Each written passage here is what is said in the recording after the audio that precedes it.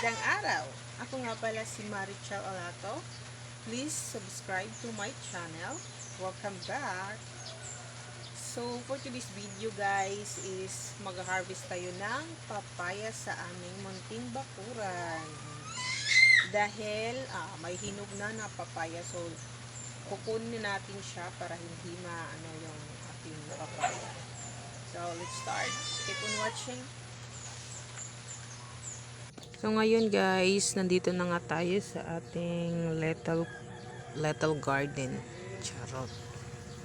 So nandito na tayo. Charot. Ipipik na natin yung papaya. So ayan.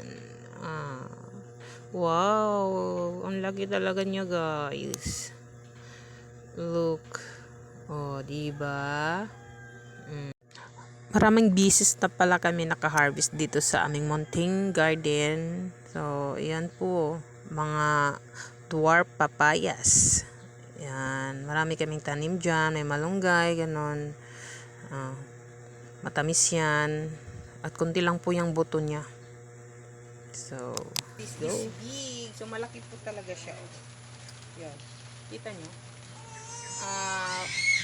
Maraming beses na pala kami naka-harvest doon sa aming munting garden. So, let's eat na naman ito. Pangpaganda ng kutis. Thank you for watching. Don't forget to like and subscribe to my channel. This is Sis Marichel Olato. Long live Alta Caparo. Maraming salamat.